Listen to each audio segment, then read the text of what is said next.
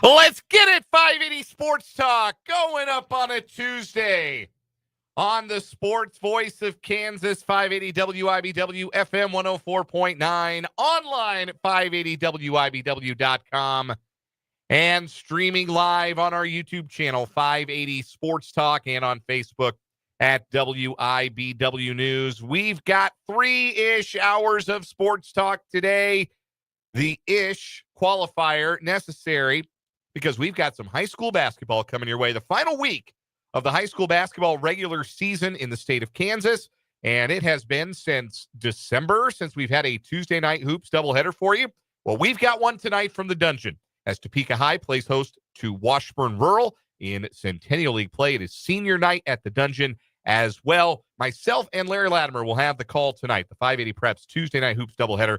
Pregame coverage starting approximately 5:45, but if you listen for any amount of time or followed high school basketball for any amount of time, you know that those start times can be a little fluid. So bear with us tonight in that 5 o'clock hour. We got plenty of stuff to talk about throughout the show, and then we will have some high school basketball on the airwaves here on 580 WIBW. It's great to be with you. The gang is all here. Dan Lucero, Brendan Wrzinski, and Spencer Dupuis.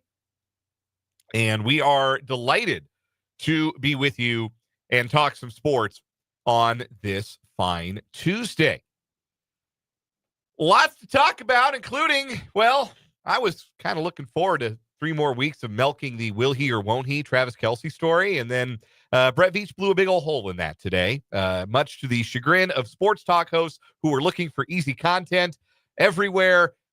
Brett Veach spilled the beans. Travis Kelce is going to be a Kansas City Chief in 2025. At least that is the present expectation of both Veach and head coach Andy Reid, both of whom spoke to assembled reporters at the scouting combine in Indianapolis today. We'll hear from both Veach and Reid on the subject, talk about what it means going forward for the Chiefs. Apparently, the whole idea that he had a March 15th deadline, Travis Kelce doesn't believe in those deadlines. And he and Brett Veach have spoken, and it sounds like number 87 is coming back. And it certainly sounds like it is a last hurrah. Like there will not be any conversation about a 2026 return for Travis Kelce. Brett Veach saying rather explicitly, let's hope his last season is a magical one. So one last ride for arguably the greatest tight end to ever do it, and it's going to come in a Chiefs uniform. That obviously will top the program today. We'll talk some Chiefs football on the show. Also got some college hoops to get to. If you stayed up late last night and you were a Jayhawk fan, you were rewarded. Unlike that trip out to the state of Utah, actually enjoyed Big 12 after dark if you were a Jayhawk last night. Enjoyed, maybe not. Maybe more. No, I didn't find it all that enjoyable. Endured? Survived? Yeah, fairly. I don't even really know what adjective to use. I mean, I feel like I accomplished something by getting through it. Yeah. Yeah, it was an accomplishment. Get a merit badge. Yeah. I survived Big 12 after dark. That's always worth a merit badge. I watched a team coached by Tad Boyle twice in 1 year. And live outside of, what is it, Douglas County, Colorado? Sure. Douglas County's south. Okay. Well south of Boulder. I believe Boulder is a city and county situation. Oh. So. Got a Greeley County thing going on? Yeah. The city and county of Boulder, I believe. Interesting. I did not know that. Double checking that. Yes, actually. Boulder is the home rule city that is the seat of Boulder County, Colorado. I was about to say, I'd have to revoke my Coloradan credentials if I didn't have that correct. But I was the whole home rule thing is unique. Yeah, the city and county of Denver as well. Yeah, Colorado's big on that. Anyhow, what Colorado's not big on is stopping Hunter Dickinson because they couldn't do it last night, and that is why Kansas won. Been waiting for the big fella to put the team on his ample shoulders, and he did that last night. So we'll talk about KU's win, 71-64 over the Buffs, in case you went to bed and made a sensible adult decision and didn't stay up until past 12:15 watching college basketball last night. Don't despair. We'll recap it for you by the end of us talking about it. It'll feel like you did stay up. Also, we will talk to Michael Swain about that game and all other things Jayhawk related when Michael Swain of Fog.net and 24/7 Sports joined us at the bottom of the 4 o'clock hour for Jayhawk Weekly. Michael will certainly have plenty to say, and we will get his thoughts. Also curious to his thoughts is the Big 12 title race is all but over. Houston is going to win it again for a second consecutive year. If I were to ask you the question, which program is best set up to be atop the Big 12 for the next 5 to 10 years, is it possible that for the first time in recent memory, or really long-term memory, that the answer to that question might not be the Kansas Jayhawks? Because of what Houston has done, because of what BYU is looking to assemble, there are lots of reasons that might be more of an open question than it's ever been before. Something else we'll get into as we go along today. Also going to talk a little baseball. This score just in from Surprise. Top of the fourth, Royals 7, Rangers 3. Ball is flying all over the yard in Surprise today. Vinny Pasquantino already has 2 hits, couple of RBI. Bobby Witt Jr. has his first hit of the spring. Somebody with the last name of Tolbert, Tyler Tolbert. No, I was thinking Mike.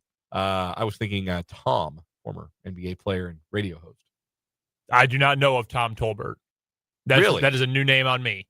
Really? Yeah. I have never once before heard the name Tom Tolbert. Yeah, Tom Tolbert played at Arizona back in the late 80s, Steve Kerr era. Did TV, did radio in San Francisco for the longest, played for the Warriors, Magic, Clippers, Hornets.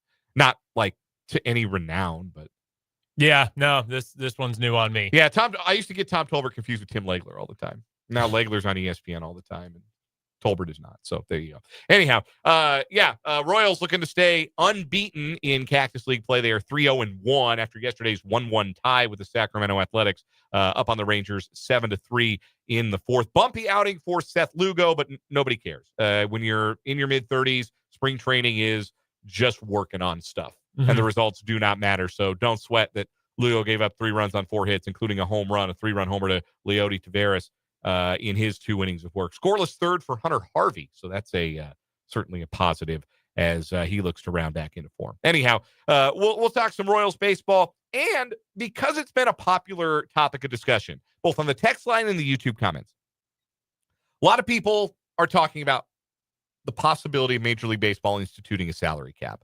And I just want to tell people that the proponents of a Major League Baseball salary cap, the people who are trying to sell it to you as this thing that has to happen, that Major League Baseball has to have a salary cap. The proponents of a salary cap are lying to you. They are lying to you, and we will explain why a bit later on the show today. Plus, all the other things you come to know and love from a Tuesday edition of 580 Sports Talk. Obviously, sports headlines coming up top of the 5 o'clock hour. New round of What Is Wrong With You in the 4 o'clock hour. Random Question Tuesday coming up later on this hour. And your interaction with the program, you're invited and encouraged to be a part of 580 Sports Talk. We love hearing from you. The text line is open, 785-272-9429. That is 785-272-9429. Also, if you are watching our video stream on our YouTube channel, 580 Sports Talk, if you are watching live, there is a chat feature both in the mobile app and on the web browser in which you can type your thoughts, and fellow listeners can read them, and we can read them. And we enjoy the interaction throughout the show and all of the kind words. Welcome in Vance, Mark H., Paul's in, Mark B. is in, Christian saying hello and complimenting Brendan on the performance on the Washburn broadcast earlier this weekend. I appreciate that, Christian. Thank you. Flattery will get you everywhere in the YouTube live chat. Back at it tomorrow. Bod's on the road in Pittsburgh tomorrow. Heading down Highway 69. Oh, yeah. To the home of the Gorillas. Yep. Such a strange place, Pittsburgh, Kansas. I don't mean like strange as in yucky, gross. I mean like it is a place of its own. Like it is very unique. Unique is a better word. How so, Dan? The passion that they have for Pitt State. Like there's a lot of passion for Pitt all State. The Gorillas. Yeah, it's all neat. over. Like I love it, honestly. Yeah. I know that's sacrilege, but talking about it from the Washburn perspective. But I love that they've got the gorilla statues everywhere, and they've got all the pomp and circumstance for football. Like I think it's at the D2 level. I think that's really cool. Also, I have trouble getting around in that town, and I cannot explain why, but I have never gone to Pittsburgh and not gotten turned around at least once. There's a Brahms. So there is. I will shout out to Brahms. I will be eating dinner there tomorrow night on my way home. I can also tell you the 2 games tomorrow are going to be awesome. I will not be here for the show at all tomorrow. Right. I will be on the road. And I will tell you this. The men's game is number 1 versus number 2 in the conference. That's right. That's not going to change this year. Washburn won it outright. You may have heard. Additionally, the women's game, Pitt just lost their first conference game of the year this past weekend against Fort Hays State, and Washburn is playing its best basketball of the year. Has won 5 of 6. 3 straight games by double figures. I think that women's game is going to be mighty interesting to lead off tomorrow. So I'm fired up about that. So I'm going to enjoy sports talk while I have it. Yeah. I mean, I'll be back Thursday, but still. Good late season test for Laura Westling's bunch coming up tomorrow. We'll preview that a little bit on tomorrow's show. But let's get into today's show, and let's get into the big news of the day. Sounds like Travis Kelce has, in fact, made up his mind to play in 2025. Rather than read you the quotes, why don't we just hear it straight from the source? Well, I guess it's a secondhand source. But here's what Brett Veach had to say in Indianapolis at the NFL's scouting combine earlier today. I said, here we go. How we left at the end of the season is that he was fired up. He has 1 more year under contract, and still think he has that fire and desire to play. And as far as I'm concerned, there is no deadline. I think we left it as he'd be back, and we're excited to get him back and get him going. The deadline comment is in reference to the reporting of Nate Taylor of The Athletic, who had published that there was a March 14th, March 15th deadline. The Chiefs wanted to know the decision that Kelce would make by then.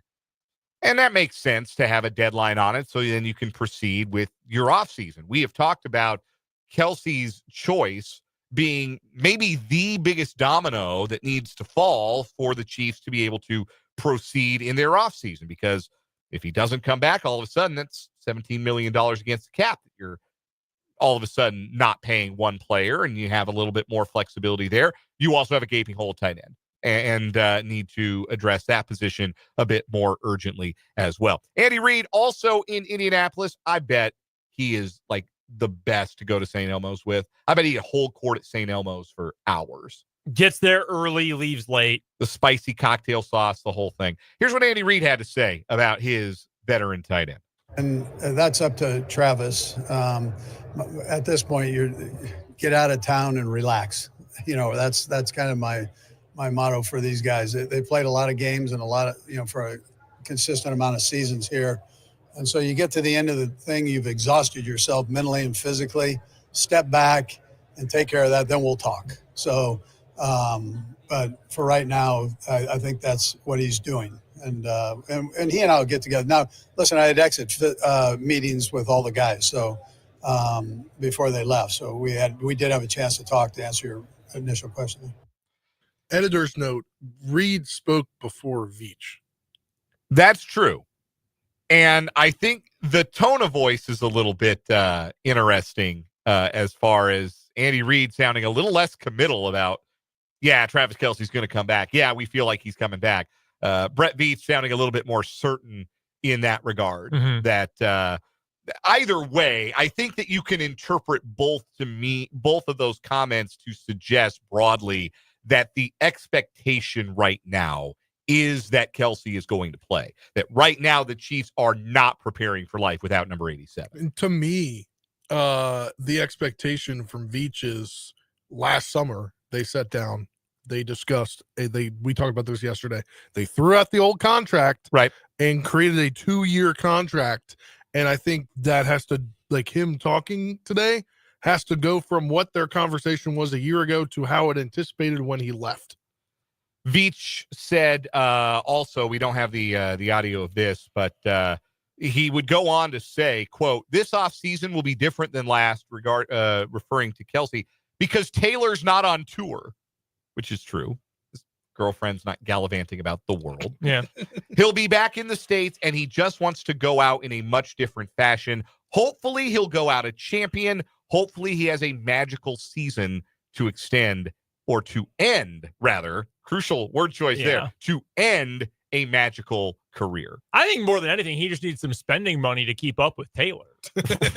Yeah, I mean, she can buy anything she wants, wealthiest woman in the world or whatever it is, next to Mackenzie, formerly Bezos. Yeah, it's Travis, that $19 million doesn't go as far when you're trend setting with Taylor Swift. You got to have some spending money. not a lot of people Travis Kelce loses a game of Big Bang Take Little Bang to, but his girlfriend definitely one of them. Yeah. She gives him an allowance. To me, though, this goes back to Travis last summer saying, I'm playing at least 2 more years, Brett. Like, let's sign it. Let's do a 2-year deal because I'm going to play at least 2 more years. Yeah, I think you're right about that, Spencer. And I think part of the reason why this has become the storyline it has, and look, immediately after the game ended on the whatever it was, February 12th or whatever the day was, February 9th. The narrative was this it for Travis Kelce. You're never going to get clarity from a guy who has given his life to this sport and just played one of the biggest games of his life. That's amazing that the Super Bowl was one of the biggest games of his life. You're never going to get true clarity and, just clearness in the head mentally of a guy like that in the immediate aftermath of the Super Bowl. So it's going to take time. And of course, he has to think about it. All we in the media have to do, and fans, is just talk. That's how we fill the football void. But I think eventually you get to a point where, is this more about, do we know or not know if Travis Kelce is actually coming back? Or are we just kind of getting slapped in the face by reality that this isn't the same 87 anymore? I think that's the big reason why this is a talking point. I think we had all sort of agreed to what Spencer said this past summer when they ripped up the contract, gave him the raise. I mean, they gave him more money for these 2 years. And it wasn't like, you're going to get more up front. They just gave him more money. And I think we all sort of agreed, that 2 years is probably significant. I think this has become a talking point because the public and probably Kelce himself are realizing this ain't the same guy. I mean, this ain't the first team All-Pro anymore. This is not the Hall of Fame player on the field right now that we are used to seeing. So suddenly when you go from that even a year ago and what he was doing to where he is now, whoa, maybe he's not going to play that last year. Maybe he's gonna pack it in, which is why I was trying to emphasize yesterday, like, his role is going to be extremely important going forward. And he's probably not going to be playing a $19 million a year role this year. He's probably not. If he is, I think the offense is going to have some problems. Yeah. But you keep a guy like this who does so much for you beyond what he's doing on the field. I saw some people today on social media, people I like who cover the NFL or cover other teams or the draft or whatever, who responded really negatively to this. Like, yo, dude, hang it up. Like, I don't want to watch you play anymore. But that, again, it's kind of a hole that Chiefs have dug for themselves. But you end up in a situation like we talked about on yesterday's show, too. Travis Kelce means more to the Chiefs than he would mean to another team right now. Whereas when Tony Gonzalez left, he had a lot left in the tank. He did give a lot to someone else. What Kelce is giving you intangibly in terms of leadership, locker room leader, a very specific role in the offense, which I think he's going to have going forward. There's still value to that, but it's the kind of value that admittedly I can understand other people, other fans, other teams not really understanding. And because every team has guys like that, right? Yes. Yeah. Like, I've heard, to make a comparison to your favorite team, the Seahawks, Earl Thomas, couldn't catch his name for a minute. Earl Thomas should go to the Hall of Fame. He's kind of a freak and has had some issues, but he should go to the Hall of Fame. Richard Sherman may have been the best of the whole group. But if you ask guys, I've heard them say it in interviews or people who are around the team, the former players, whatever, the most important guy in the Legion of Boom was Cam Chancellor. Yes. He was the guy who held it all, and Brandon Browner, bad guy. But like Cam Chancellor held, yes, literally very bad. He held it all together. Kelce's a Hall of Famer more so than Cam Chancellor will be, but you understand what I'm getting at. Like, having those things that are kind of the glue to hold everybody together, a lot of personalities together, that's valuable to have. First of all, do not get me started on Cam Chancellor and his Hall of Fame credentials. He was awesome. We'll be here all day. Second of all, I'd put him in. I love Cam Chancellor. I do. I think that I think you're right in asserting that there is value that Kelce provides that go beyond the stat sheet. Mark B has a comment to that end also on the YouTube live chat. Says, I hope he sticks around to bring Rashee Rice and Xavier Worthy along. What were we saying about Rashee Rice early this past season before the knee went, he was learning the Travis Kelce routes, learning the Travis Kelce nuances in the Chiefs offense, how to get to the spot where Patrick Mahomes is going to see him and find him, how to be the guy who extends those drives, making the crucial third down reception, showing up in the open space when Mahomes is scrambling either to his left or to his right. That intrinsic knowledge of how to get open that it seems like Travis Kelce has just had for his entire career. That's something that he is certainly trying to pass along. That's institutional knowledge of the offense, but also on-field knowledge of those little things and how to have that kind of relationship with a quarterback, how to prepare your body, how to prepare your mind for a season. Those are things that are valuable that he can teach to what might end up being a really young wide receiver core for the Chiefs. Like, I won't be surprised if they take another swing in the draft at a wide receiver and go young there. That's even if they were to bring back Hollywood Brown on a one-year prove-it deal, which I really think they should. Mm-hmm. But they'll be young. Rice in his third year, Worthy in his second, maybe another rookie in that mix. Jared Wiley at tight end in his second year. There's still a lot for that group to learn from a guy as accomplished and as talented and as great a teammate as Travis Kelce is. One real quick draft note about a wide receiver. Xavier Worthy is fast and small. You would normally think we don't need another guy who is fast and small in the draft. Multiple guys, including Daniel Jeremiah, who do the mock draft thing, the NFL draft thing in general for a living, have dropped Luther Burden from Missouri out of the first round in their most recent mocks. And Jeremiah always says, my big board is my thoughts. My mock draft is what I'm hearing from people in the business. If Luther Burden was available at number 31, I don't think they'd even start the clock. Like, I think the Chiefs might just be waiting there with the card. Like, when they say Chiefs on the clock, they'll just hand it to Goodell. Like, I don't think they wait more than 5 seconds to make that pick if he's around. Did you guys see what our friend from Sports Illustrated, Matt Verderam, said on one of the KCSN podcasts? I did not. Please pass it on. He said he wouldn't be surprised if the Chiefs try to make a play at Stephon Diggs for a 1-year deal. Here's the problem with Stephon Diggs. Everyone hates him. Yeah. Everyone. Yeah. Because, like Josh Allen doesn't. He and Josh Allen got along. I think they did get. Have you ever seen the video of Stephon? They go to the Vikings locker room. I think it's their social media team, and they ask all the players, "Who is the one teammate you wouldn't want your sister to date?" And every single one of them says Stephon Diggs. Every one of them. And Diggs is there. He's like at his locker off camera, and they're like, "Stephon, do you have a problem with this?" And he's like, "Nah, man, it's fine." Like, that's weird. And I don't know about Houston because he was barely there before he got hurt, but that's like a locker room problem more than it is a playing problem. He's an awesome player. Like, he's one of the best route runners I've ever seen. Absolutely. Great player, ring chasing, but all his teammates hate him. Yeah, he doesn't seem to make friends wherever he goes. We'll give the final word on Travis Kelce, now kind of feeling like he's likely coming back, to ex-user at Stone Cold Jones, who posted an hour ago, "My dog got to come back. We got unfinished business." Maybe that's how Travis Kelce feels. Maybe that's why now the pendulum is swinging towards a return for number 87. We'll take our first time out here on 580 Sports Talk. A lot more still to get to, including KU coming away with a road win at altitude last night, thanks to Big Hunter Dickinson. We will talk about it next as we're just getting started on this Tuesday edition of 580 Sports Talk.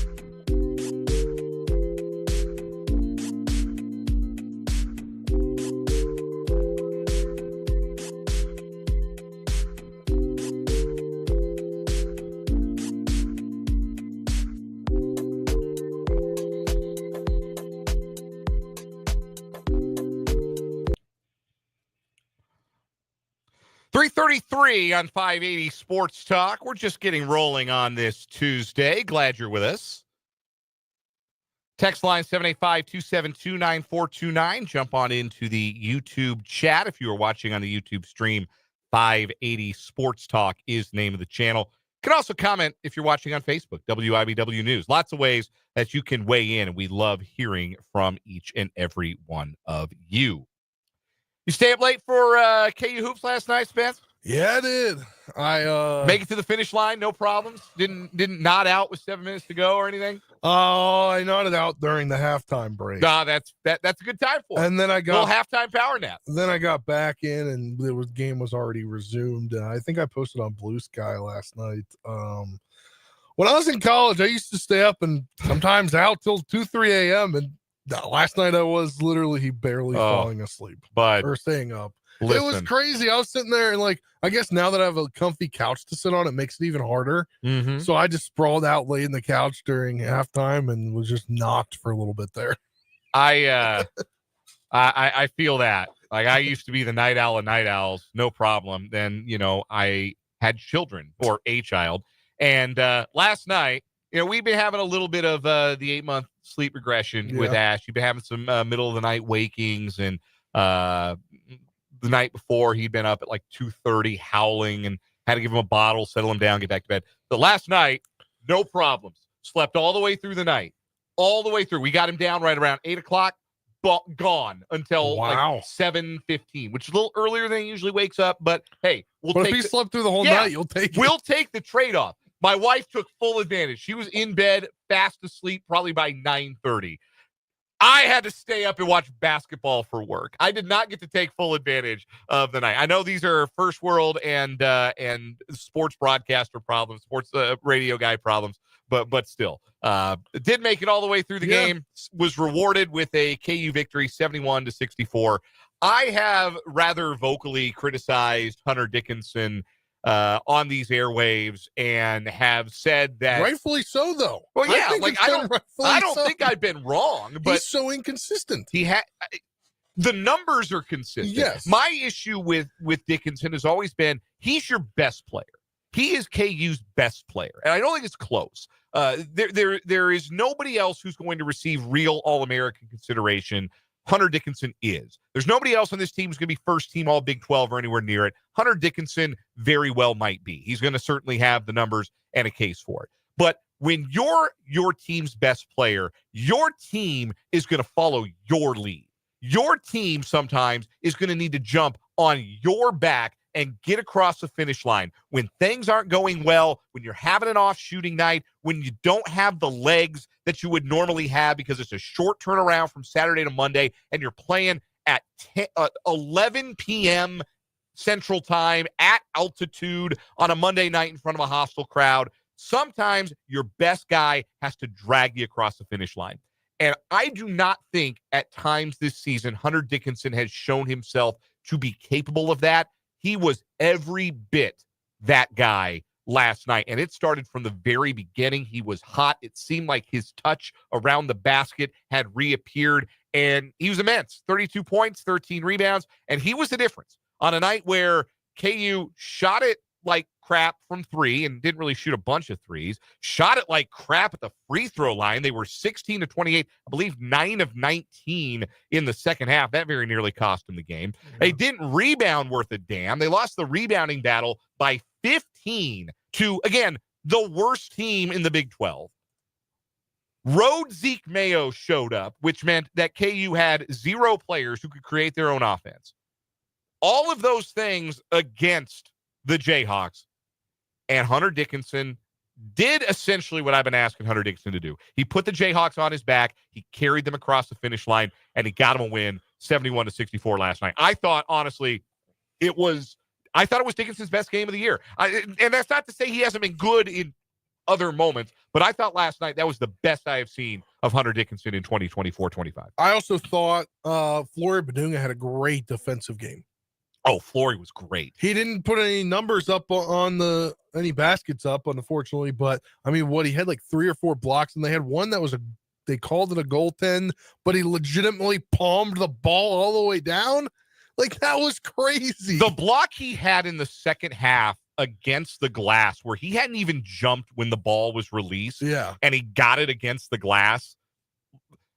We're just talking about a freak of a kid in Flory Badunga. He was terrific on the defensive end last night, and his energy, I thought, was really critical in the second half, because it looked like KU was a little leggy, understandably so. Quick turnaround at altitude. I thought energy and effort and stamina might be wavering a bit for KU last night, and I think that it did.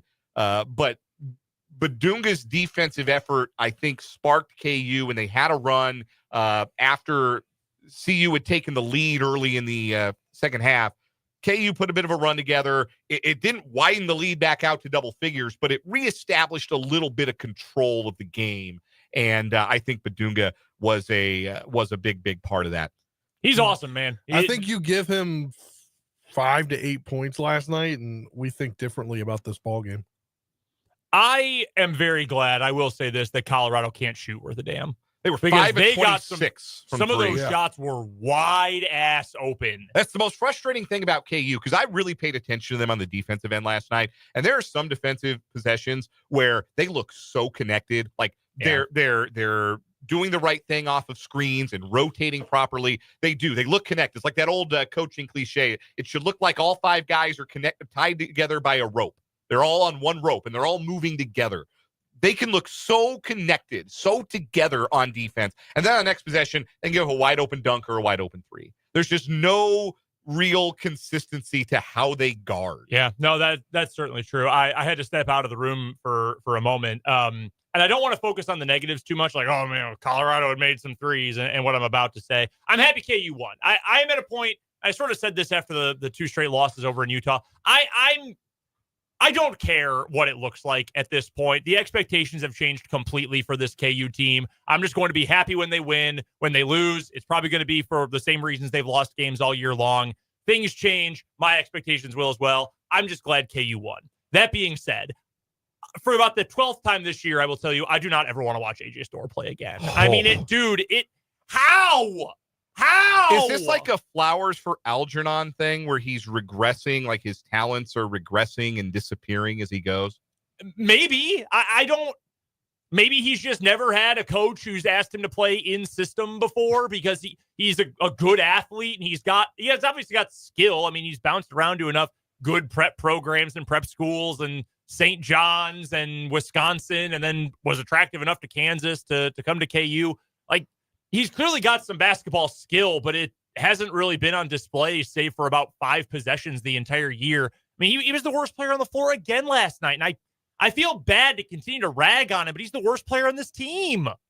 He was the most high-profile transfer this year, and he's the worst player on the team. He's not giving him anything but energy, cardio at this point. I don't even know if there's energy, because he doesn't look like he's exactly engaged. No. Because you could be an energy guy who stinks, and it's like, hey, well, you know what? At least he's playing hard, out there having fun, playing hard. I don't really think Storr's giving you that either. No, he can't. He cannot guard. Which, normally, okay, fine. You don't have to be the best defensive player in the world if you're out there for 10, 15 minutes a night. The problem with AJ Storr isn't that he can't guard; it's that he can't dribble, shoot, or pass. Those are the issues that I have right now. No, he can't do with jack. AJ Storr. He can't do anything, and they have to play him. Like they're stuck. Like they have to give him some minutes. But no, he was actively harmful to KU's cause. They didn't have, because Mayo wasn't good. They didn't have anybody who could go and get a bucket for himself. Like Zeke can do that when he's at home. He's just much more comfortable in the friendly confines of Allen Fieldhouse. When he gets away from home, he's a different player. He has been all year. So they really needed Hunter to be the guy that, okay, we're going to throw it into you, and you're going to make those little 5-footers. You're going to bully your way inside. You're going to get to the line. You're going to make those baby hooks. You're going to finish around the rim. You're going to show enough touch. They got to guard you from 15 feet. Like, if his touch is back, because that's been the biggest thing. That was the thing that trip through Utah. Like, he couldn't make anything. It was jarring. Maybe the altitude benefited him. The ball was able to carry a little bit more. Yeah, a little bit more carry on the jump shot. The Gilliland family asked in the YouTube. Future Nugget Hunter Dickinson? No, thank you. The Gilliland family asked in the YouTube live chat. This is related. What NBA player, past or present, does Hunter Dickinson remind you of? I do not believe he is an NBA player. Just flat out. Like, I don't think Chris Mim. Uwe Blob. Like, just an unathletic relative to the NBA. I don't think he's athletic enough. Like, I 7'2" is obviously tantalizing size, and there has been some 3-point capability in the past. Yeah. But who does he guard in the NBA? Because he doesn't really guard himself. Yeah, he doesn't guard very well in college. Like, I've said some mean things in that Imagine regard. him getting switched on to KD. Yeah. No, if he were on the floor, it would immediately be they put him in the pick and roll over and over and over again until his head spun. I don't think it's an NBA skills athleticism. I think the skill set is borderline. I think like the touch and the ability to step out and shoot it a little bit and the size, but I just don't think the athleticism and the defense are there for him to get like a full-time He'll play in Europe. NBA opportunity. I think he'd be a great player in Europe. We're going to take a quick timeout. Random Question Tuesday is next on 580 Sports Talk.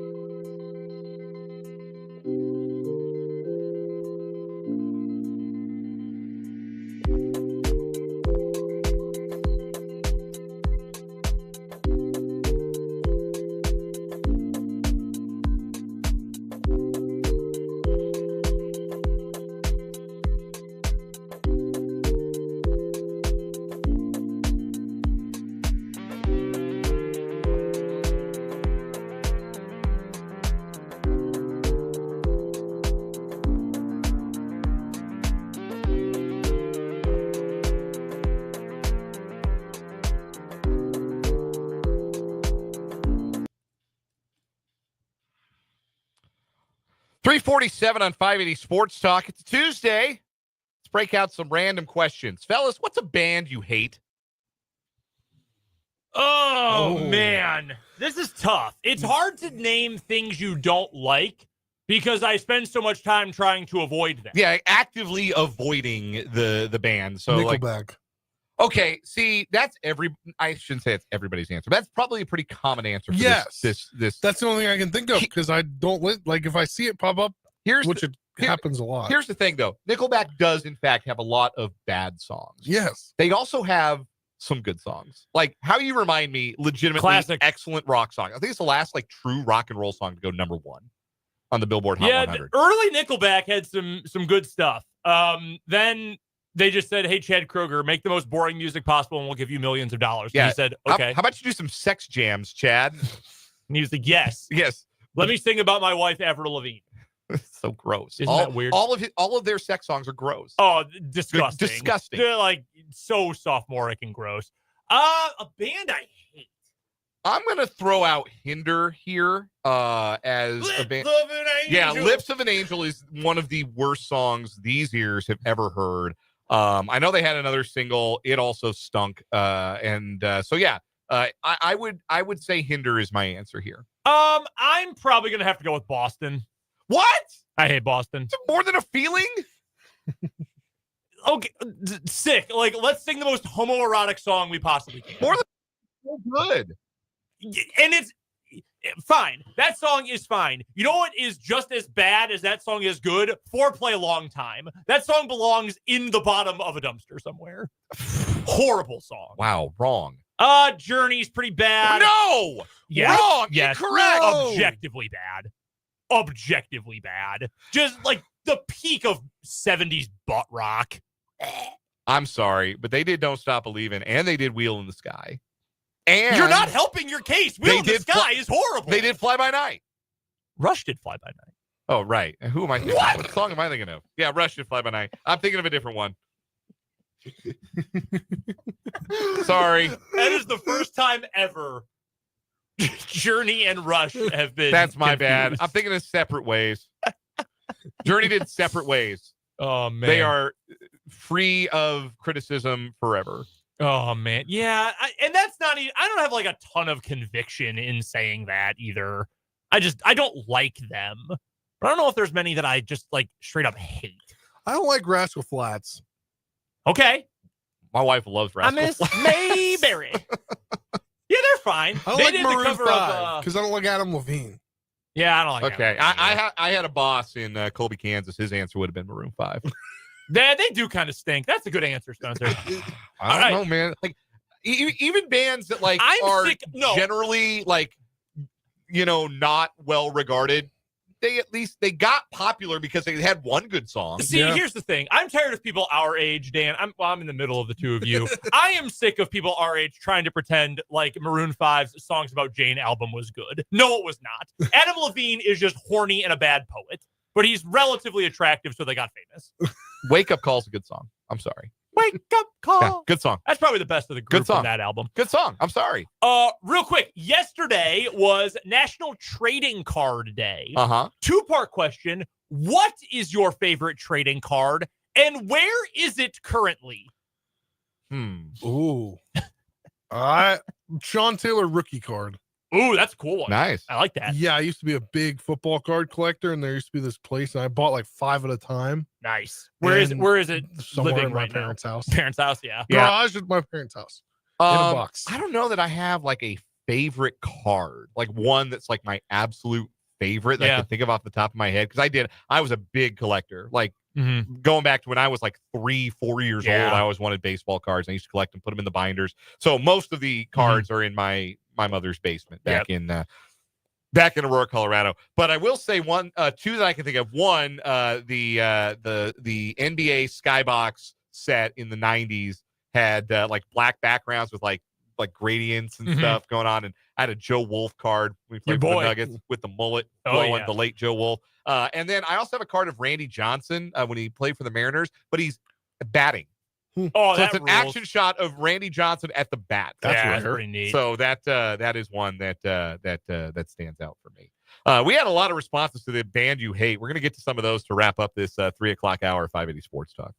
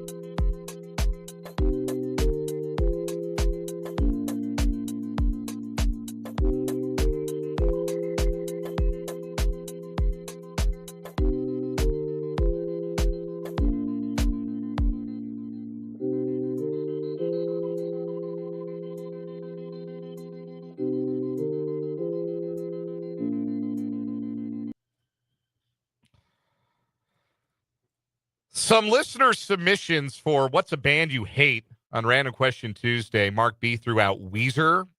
That's Wow. tough. Their music has not aged. Not all of their music has aged well. In fact, some of it has aged extremely poorly. But Yeah. like I heard Buddy Holly in the car today, and I was singing along like I wrote it. Gilland family says, is Hanson a band? Yes, and they were bad. That's fine. Barbara says Chicago. No, wrong. Man, Wrong. man, Wrong. I've told this story before. The DePauw University pep band knew like 3 songs, and one of them was 25 or 6 to 4. I cannot listen to that song anymore. There I are can't. not 5 better songs ever written than 25 or 6 to 4. Wrong. Not So 5 tired. better ever. I'm so tired of that song. Also from the text line 785 submits the band Queensryche because they did not like them in concert. Okay, no, that's a good reason. Yeah, that is a good I reason. don't really like Queensryche either, to be honest for the with same you. reason, I should have answered Cake. Terrible in concert. That's what I've always heard. I have a buddy who's seen them live. Terrible in concert. I'm not surprised, though. Cake is unique. I came to my actual answer here, and I feel bad because during the break, you just said you liked them. I hate Dave Matthews Band. Hate them. And it's not even because they dumped poop in the Chicago River. I hate their music. I hate the like vibe around their music. Yeah, I understand. Like, I understand people maybe finding them grating, but again, like That's it's hard for me acquired to say taste. that I hate a band like where they have like 2 or 3 songs where I'm like, you know what? I like this song. Plus because I can listen to those and you just ignore the rest. yeah, my parents dug them too, so that reminds you me go. of being a kid. Coming up at the 4:00 hour, Michael Swain will join us for Jayhawk Weekly. We'll do What Is Wrong with You. We're talking a little baseball to start the 4:00 hour. 580 Sports Talk.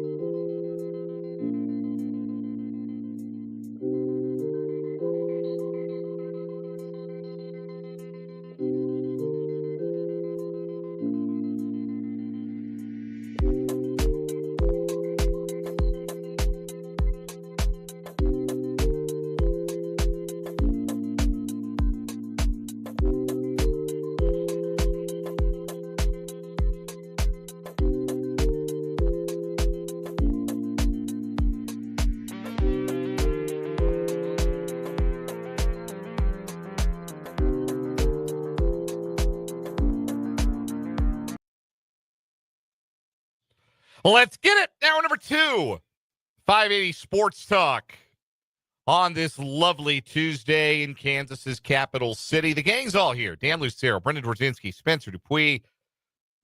Kicking it with you on 580 Sports Talk on the Sports Voice of Kansas, 580 WIBW, FM 104.9, online at 580WIBW.com, and streaming on our YouTube channel, 580 Sports Talk, and on Facebook at WIBW News. What it do, what the business is, let us know. Shoot us a text, 785-272-9429.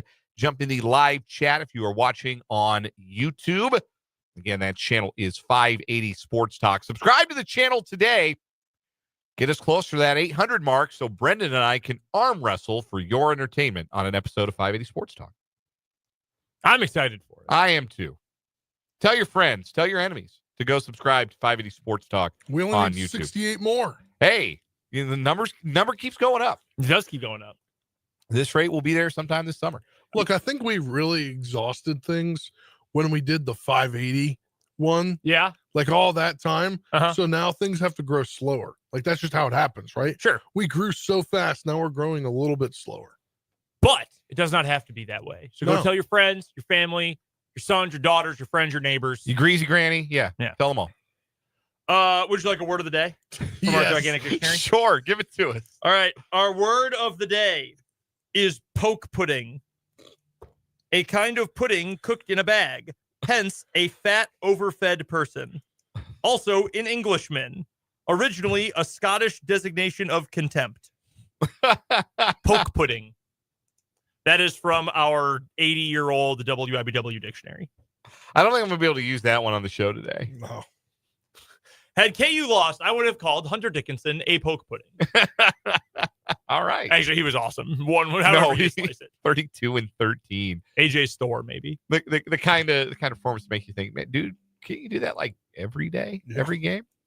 It's not like CU has a bunch of like tiny guys. Like Bangot Dak looks like he could be a really good player, and Yeah. Elijah Malone, I don't think he's very good, but he's 260 pounds. He can beat on you, he lean on you a little bit. Yeah. But it wasn't like it was easy. It wasn't like he was out there playing against Lilliputians, although everybody kind of feels that way when you're 7'2". Sure. You know. No, I would love to see more of that from Hunter Dickinson. I'm glad he had one of those games. Absolutely. KU needed it. We talked about that in the 3 o'clock hour. We're going to talk about it some more with Michael Swain of Fog.net, part of the 24/7 Sports Network. He joins us bottom of this hour for what we like to call Jayhawk Weekly. We'll get Michael's takes on all things Jayhawk athletics. That is coming up at the bottom of this hour. Also coming up this hour, another round of 580 Sports Talk's most popular segment, which has nothing to do with sports. What is wrong with you? I've always wondered what that really says about us. That the people have spoken and they love what is wrong with you, and it's not nothing to do with sports typically. I think it's just maybe the little escape from sports and it makes people laugh a little bit more. I think I you're onto don't something know. there. I think we're funny. I'm pretty dumb. Anyhow, all jokes. We got what is wrong with you coming up a little bit later on this hour. Did want to talk some baseball. It is the bottom of the 6th inning in surprise, and the Royals look like they're rolling to their 4th win of the spring, leading the Rangers 12-4, although the Rangers have scored a run in the bottom of the 6th off of minor league reliever Junior Fernandez. Seth Lugo got the start for the Royals today, gave up 3 runs on 4 hits and 2 innings of work, including a home run. Not a big deal. Veteran pitcher like that, just working on some things, not emptying the tank. No reason to do it on February 25th. Don't sweat the numbers. Hunter Harvey, Carlos Hernandez, Angel Zerpa, all working scoreless innings of relief. Hernandez and Zerpa, perfect innings with strikeouts in their work. Offensively, I mean, they got 12 runs in 6 innings, so there are a lot of highlights. 2 hits and 2 runs scored for Jonathan India. Vinny Pasquantino with 2 hits and 2 runs driven in. Michael Massey with 2 hits and an RBI. Michael Garcia, 2 hits. Kyle Isbell, 2 hits and a run driven in. Nick Prado, 3 runs driven in, a bases clearing double in a 2-run double in a 4-run first. Luke Maley, a catcher, backup catcher, bidding to make the roster. He's not going to, but he's trying. Hitting a 3-run home run in the 4th inning. Tyler Tolbert, AAA guy, got the start at second base. He hit a homer as well. So lots of goodies in the box score. Rangers have scored another. They're within 12-5 in the 6th, but it does look like the Royals are going to win. Also, almost jumped over this. Another RBI for Big Jack. JAC, Jack Caglione. Wow. Did we talk about that on the air yesterday? That's where Jack comes from. That's his initials. Yes. Yeah, I discovered that yesterday. Sometimes the line blurs between on air and off air. But yeah, Jack Caglione. That's where his initials are JAC. So that's why they call him Jack. So another RBI for him today as he continues what has been a solid start to his spring. Lots of good stuff. Lots of fun things to look at from the box score today. Maikel Garcia got the start at shortstop today. Bobby Witt Jr. was DHing. Garcia got 2 hits. He stole a base. Garcia is such a fascinating player to me because the obviously he was the everyday guy at third base last year. Played a little bit of second base, but he was the everyday guy at third base. And just didn't hit. It made too many outs to be like a guy that you look at and say, absolutely, we have to have Maikel Garcia in the lineup. And he is a perfect example of the kind of player that you look at you dig down and you go to base. If you know what baseball savant is, he's the kind of player like you look at his page over there and you think, well, man, he hits the ball so hard. Mm-hmm. Like, he makes a lot of contact. Obviously, he's a talented base runner. He was 37 of 39 stealing bases last year. Like, plays with a lot of energy. Like, he's a what you would call a fan favorite based on the way he plays. You'd like to see him get another opportunity. And I don't know that he's going to be the third baseman. I don't know if it's going to be Jonathan India over there or if it's just going to be India, Massey, Melendez, Garcia. 3 of those 4 guys are in the lineup on a given day. And maybe Garcia gets some center field reps against some left-handers to spell Kyle Isbell too. So then maybe you throw Isbell in there and it's 4 of those 5 guys are in the lineup every single day. And that's just how the at-bats are going to be parceled out.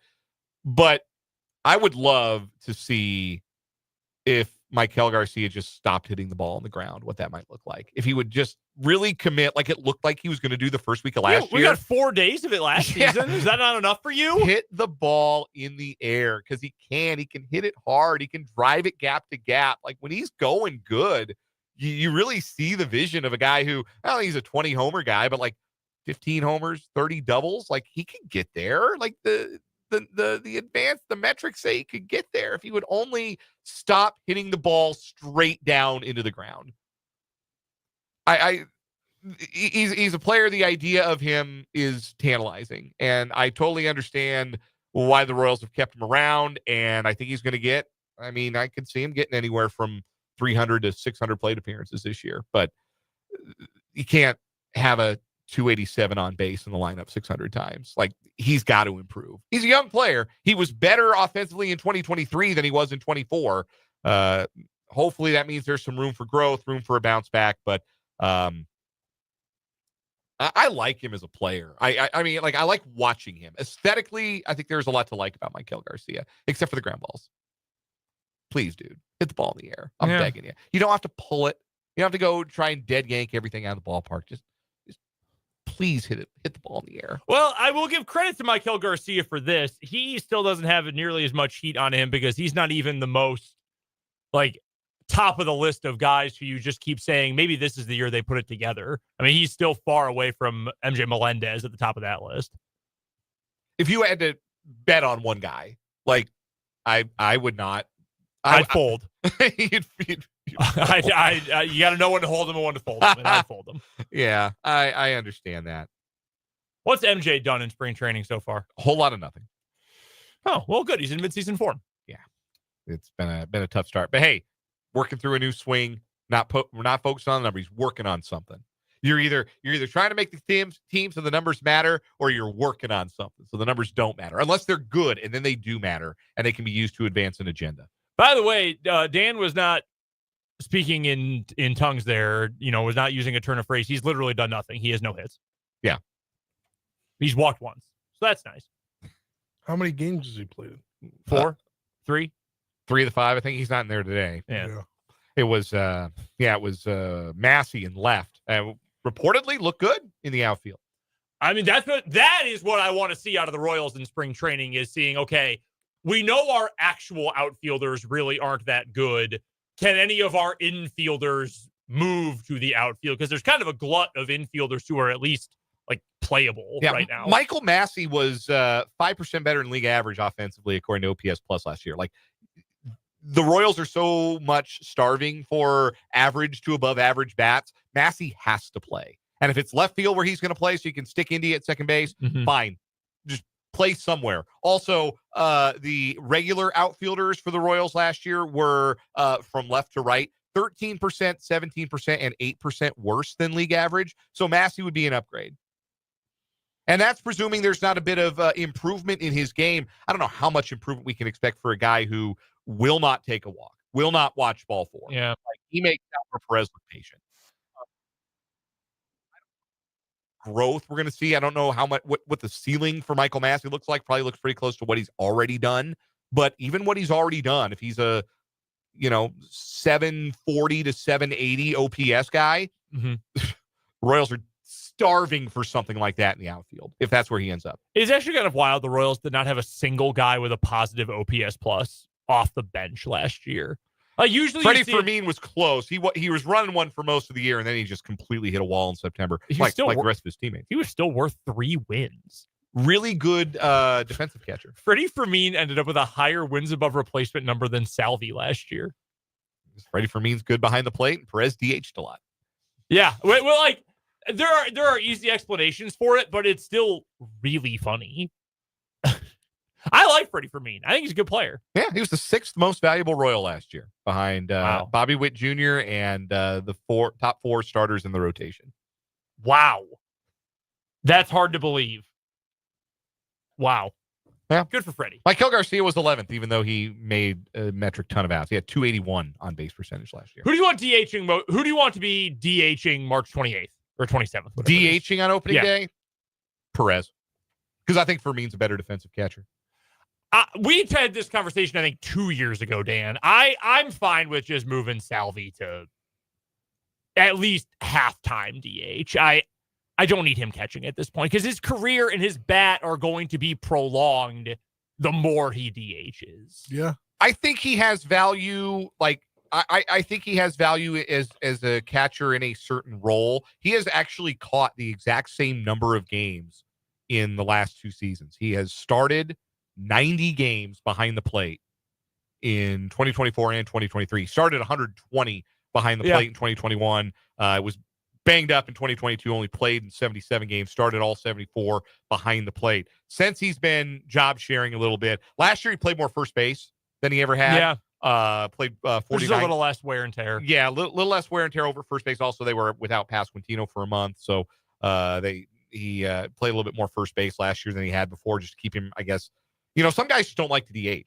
Yeah, I get that. You feel less engaged. Yeah, you don't feel like you're in the game. There's some guys who outright hate DHing. And I've never heard Salvador Perez say out loud, I hate DHing. But a guy who's used to being such an integral part of the team, I can understand it. But no, I would catch Fermin more than I would catch Perez this year. I would start Fermin behind the plate more, even if he doesn't hit, even if last year's a career year at the plate for him. His value is in his defense and in giving Perez maybe a boost to his offense, because Sal, he improved as a framer last year, which is something 34-year-old catchers typically do not do, and it's a credit to the work he puts in. Yeah. But also, he only caught 23% of base runners trying to steal. Like, this is not like Gold Glove era Salvi back there anymore. How much does framing even matter anymore?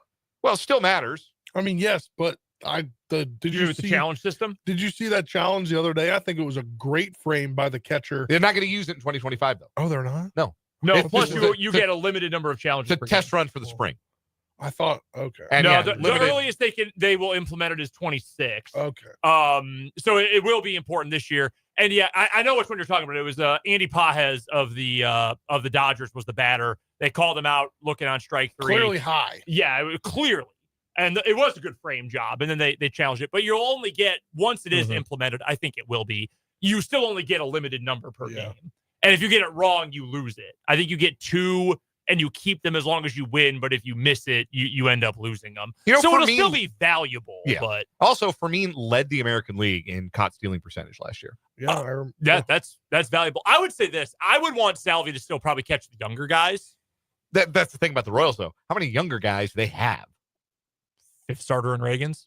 Yeah, and which is fine. Like if they, Salvy's going to catch for 70 games, I fine. get what you're saying. Like, they got a young guy on the way up, or like, because I like his ability to call the game. Yes, and his ability to communicate. And like, if Luwinder Avila ends up making some starts for the Royals this year, sure, let Salvi catch the youngster and see how they communicate and how they mesh. But no, I think Fermin is the better option. He started 72 games last year, and Sal started 91. If that number inverted this year, I think that would probably be for the best. One thing I want to get to today as we were talking baseball, because we have noticed, we always notice what you guys are talking about in the YouTube live chat, again, the YouTube channel 580 Sports Talk. We hear, we read your text, 785-272-9429 is the text line number. And even if we don't read or post or mention every single comment, we always see what you guys are talking about, what you guys are interested in. So it's our way to keep the finger on the pulse of 580 Sports Talk Nation.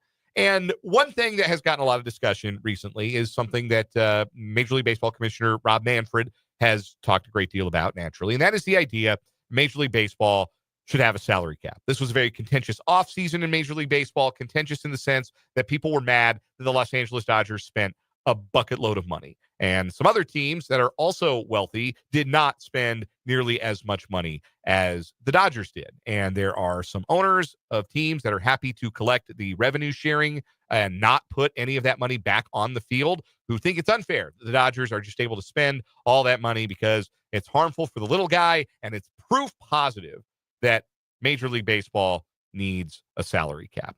Of course, Major League Baseball is the only sport without one. The players have already shown, the Players Union has already shown how they feel about it. Canceled a World Series over it. That was a sticking point in 1994. They were willing to strike and miss a World Series over it. If it remains the sticking point, a new CBA before 2027, and Mark B mentioned this in the YouTube live chat, you better have your baseball fill with some local college ball and the Cape Cod League in 2027, because if the 2027 season is contingent on there being a salary cap, we may not get much of a 2027 season in the end. But one of the myths when it comes to salary cap discussion is that it makes it where only a small number of teams have a chance. Like, you feel like you show up to spring, and Bud Selig was talking about this back when he was commissioner. But the idea that every team doesn't feel like it has a chance to win the World Series, where in the NFL, there are all but like 2 or 3 teams every year that come to camp and think, if things go right for us, we could put together a run. Yep. We could win a Super Bowl. You have that feeling in football. Baseball's never quite been able to capture that feeling. But in the expanded playoff era, that's really kind of far from the truth. Like, the idea that, oh man, there are just too many teams that don't really have a chance. You can count on one hand the number of teams that enter this season that cannot, under any circumstances, make the playoffs. They're too lousy, and they are not trying in such a fashion that it cannot be done. The White Sox, the Athletics, the Angels, the Rockies, and the Marlins. Those 5 teams are ghost ships. They do not have a chance to make the postseason. Everybody else has a crack at it, guys. Every other team, and that's everybody in the NL Central. Bob Nutting of the Pirates spent no money on his team this season, but his team still has Paul Skeens and Jared Jones and O'Neill Cruz, and that division's not spectacular. Could they win 85 games and snake a wild card spot? Sure. Everybody can talk themselves into, at a baseline, winning 85 games. Spencer, can you talk yourself into the Nationals winning 85 games? I think so. Yes, exactly. They were not close to winning 85 games last year, correct? No. Not particularly. No. But this year you could talk yourself into it, right? Yeah. You're one of those teams. And if that's all you have to do is get in the field, right? Just get there. I think I can do it even more in the last couple hours, because now they have a closer again. Who they signed? They re-signed Finnegan. Oh, good. for like $2.5 million less than he wanted 3 or 4 months ago. So that's the entire selling point, like, of the expanded postseason, is that more teams can get in, and it ends up being another way for the owners to cheap out, right? Because it's expensive to build a juggernaut. Ask the people who are writing the checks in the Dodgers front office, or in the Mets front office, or in the Yankees front office. It's hard to build a team that wins 100 games. It costs a lot of money, because talent costs money. But it's not as expensive? Building a team that can maybe win 85. And that's all you have to do to get into October. And of course, the whole romance of baseball is any given 3 games can go in one. examples of it all over the place of lousy Royals teams taking 2 out of 3 from much better teams.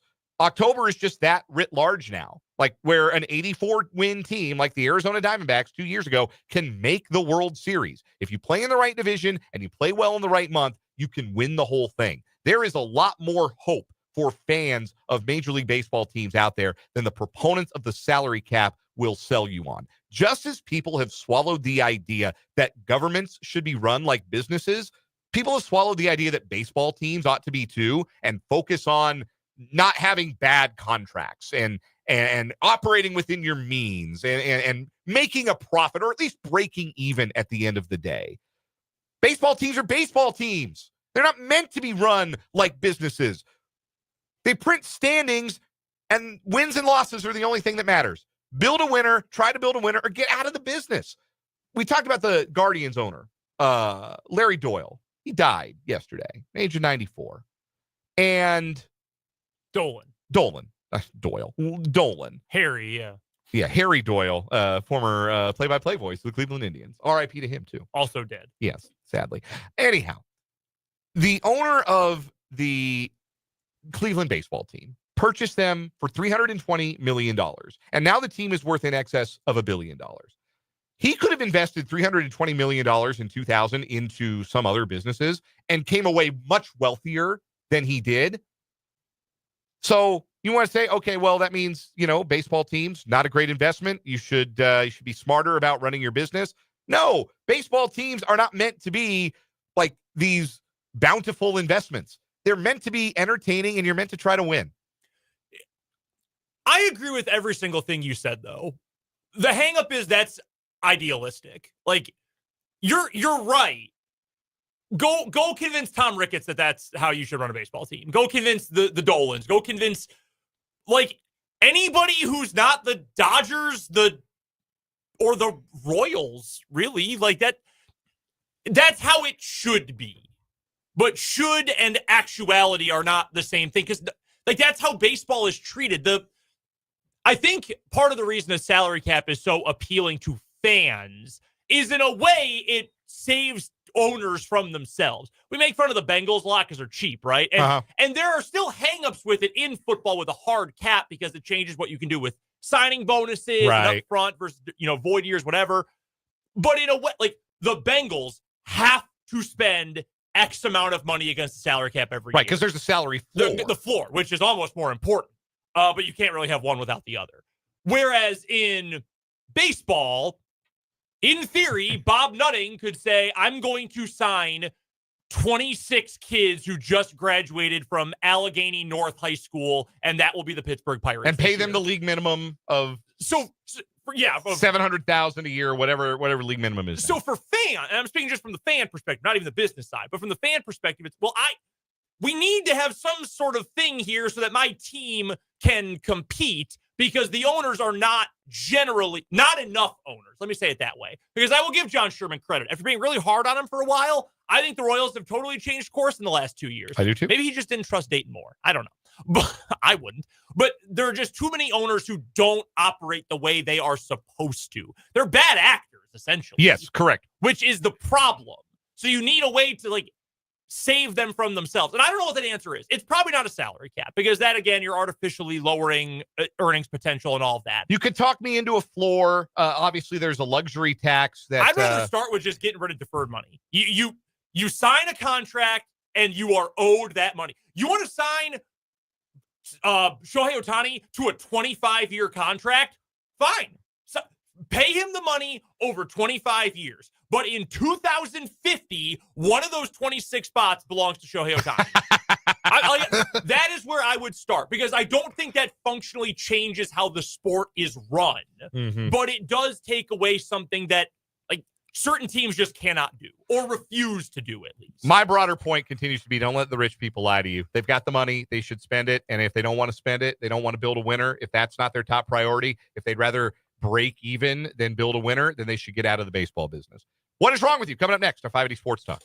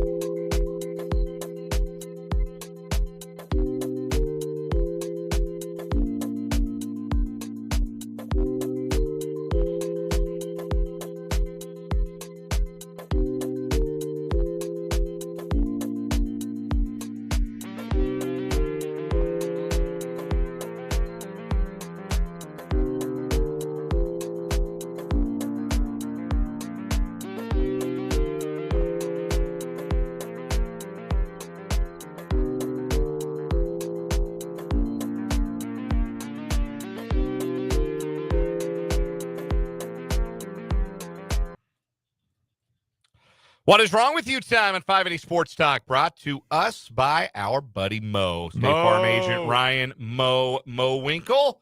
Mo Winkle Insurance and Financial Services. Why don't you give Ryan a call, see what he can do for you. His phone number is 785-273-1572. Our current reigning champion this week, bet this cop won't fight me at this 7-Eleven. Boston man who tried to fight a cop at a 7-Eleven while he had fentanyl on him. That didn't go well for him. 2 stories today. Spencer, we don't have to go far for yours. No, we have to go about an hour west to Manhattan, Kansas. Riley County Police were investigating the weekend theft of a large sign from a Manhattan pizza restaurant. Theft was reported around 11:40 a.m. Saturday at the Pizza Ranch restaurant at 511 McCall Road on the east side of Manhattan. Riley County police officials said the large Pizza Ranch sign had been stolen by an unknown person. Officials say the sign had been removed from the building because of a construction project. It was leaning against the building at the time it went missing. The total loss in the theft was estimated at $2,000. That's going to pop up in somebody's dorm room. Yeah, I would not campus advertise that I've apartment. ever been to a Pizza Ranch. That would not be a point of pride for me. But if you do know somebody, you can call the Manhattan Riley County Crime Stoppers. Last time I went to a Pizza Ranch, I think it was in Columbus, Nebraska, and I just remember the napkins had "Hi, I'm a napkin" printed on them. Now that's funny. I had Pizza Ranch at Missouri Western. That was the pregame food for football in the fall. I don't need to have it again. We've also got theft from a restaurant in my story today, but we're going across the pond to Manchester in England. The owner of Yardim Rodizio, Robert Melman, says he has been left bewildered after a woman walked in to use the bathroom and left with a 150-pound sink in her bag. That's the cost of the sink, not the weight of the sink. It occurred on February 20th. Following a routine inspection of the bathroom, he and staff discovered the sink and some pipework had mysteriously gone missing. When staff reviewed CCTV, the owner said they saw a woman walk into the restaurant and head straight to the toilet. She managed to stuff the bowl into her bag and make her escape undetected. Wow. She stole a sink. Melman said he could do nothing but laugh. I've seen a lot of things, but never something like this. They're not very expensive, but they're imitation stone. Probably look nice. This is quite unusual. I couldn't believe it. All we could do was laugh. Yeah, I think I'm going to go with this theft today because honestly, I've had the call of the void before. Like, wow, wouldn't that sign from that restaurant look cool in my house? I've never thought about stealing a sink. Although we're going to remodel our bathroom soon, so maybe I should think about it. Kidding, joke. I will not do this. All right, sink theft wins today. Does it beat the guy trying to fight a cop at a 7-Eleven? No. Yeah, that guy moves on. What is wrong with you? Sponsored by State Farm agent Ryan Mo Winkle. Visit his website, RyanMoWinkle.com. Jayhawk Weekly with Michael Swain next on 580 Sports Talk.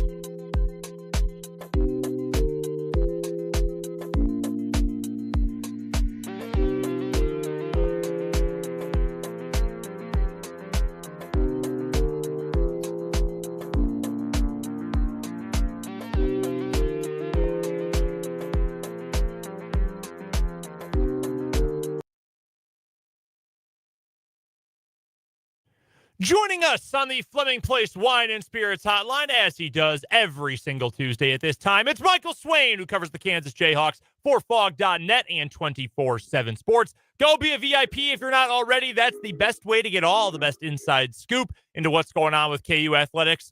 Michael, big question. Are they fixed? Is Jayhawks basketball back? National title back on? That's a good question. And I think that's probably $1 million question. I don't know. I think let's talk next Tuesday, right? Like we always do, and ask me that same question, and I'll have a much better feel for it because Oklahoma State stinks. Yep. And Colorado stinks. Yep. And it is very hard to draw some broad conclusion based off of the fact that KU beat two teams it should beat. And I would argue that the performance last night wasn't super encouraging, right? I think a lot of some of the same issues that we've seen at times this year kind of pop. Obviously, a win is a win, and KU has not won games it should win on the road. Just looks so far as Utah, right? So I think that aspect of things, the fact that KU was together enough, the fact that the team was able to grit out a win like that, I think in and of itself is positive. But man, it is. I'm not ready to draw large sweeping conclusions that KU is fixed and that it's going to have the ability to go on a run in the postseason. Hunter Dickinson was great last night. There's no doubt about that. Career high 32 points, 13 rebounds as well. He was the only KU player who could rebound with any consistency last night against Colorado.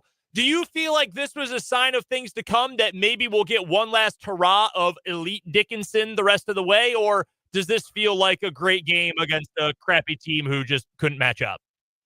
Yeah, I think it's a little bit of both. You know, Hunter, I think if you look the last couple of weeks, has been in a little bit of a lull for him. And it's crazy to say that a lull for Hunter Dickinson is 16-9 over a 4-game stretch, something like that. Like, it's crazy that is considered, a down period. I think he is someone that when he gets the chance, he can be very productive. And it's just a question of, A, is he up for it? Because I think if you watch the Utah or the BYU game, I don't think Hunter played with the same intensity that he did last night.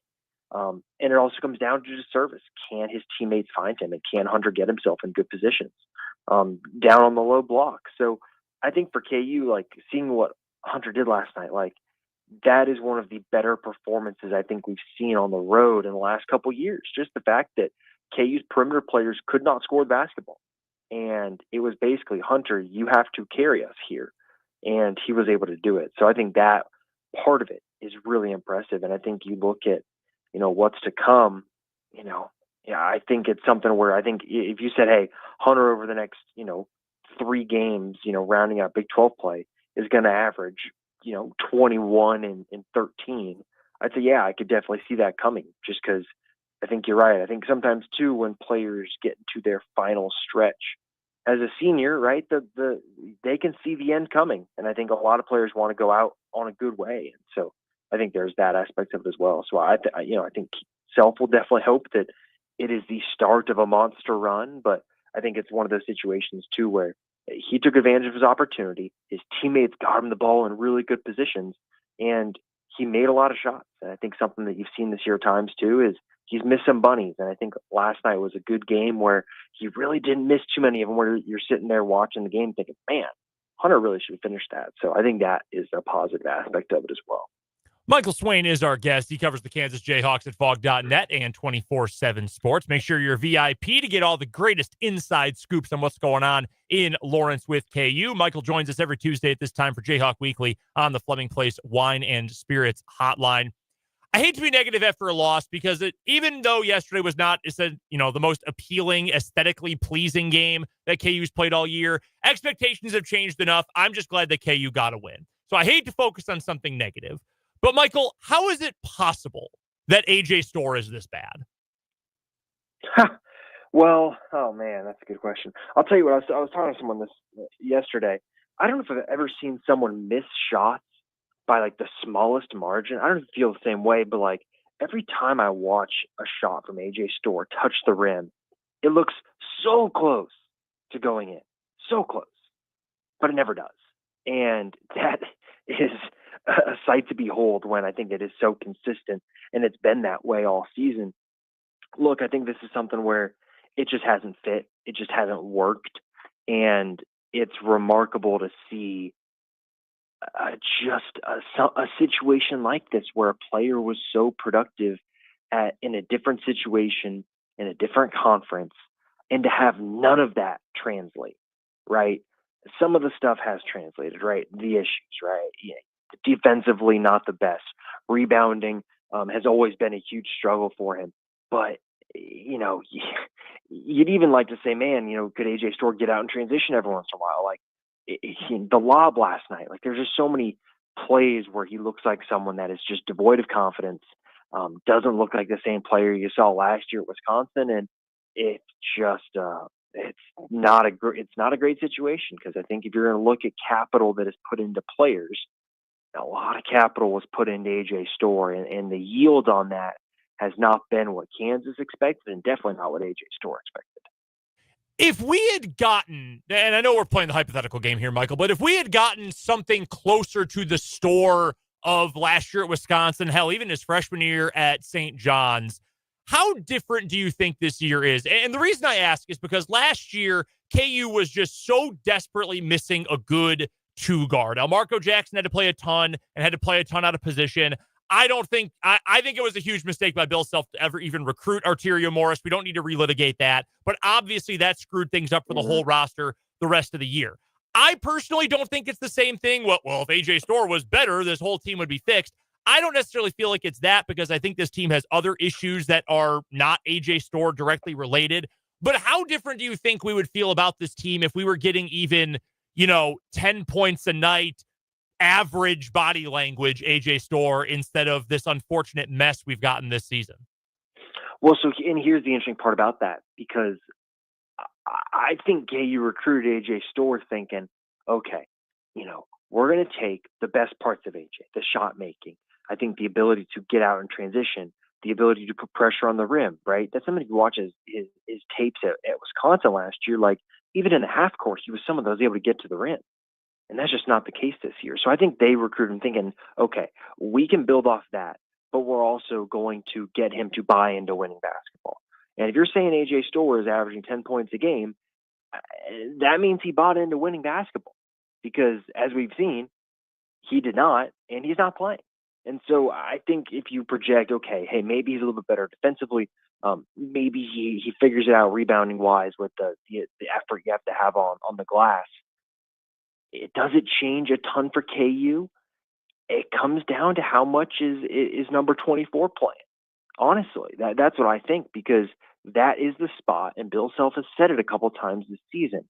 They wanted AJ Storr to be able to play the four at times, and his inability to rebound, his inability to guard anybody has really limited that. And so if you were going to say, hey, he does do that, then I think it raises the ceiling, because all of a sudden, KJ Adams isn't playing 30 minutes a game. He's playing 22, because you're playing some more minutes with someone like AJ at the four. But again, it's all hypotheticals. And I think you could even say, what is the realm of possibility that KU is able to change a player who's already been in college for 2 years and has shown that he kind of is who he is? And so I think that in and of itself, I think, is probably one of the broader roster construction questions you could have.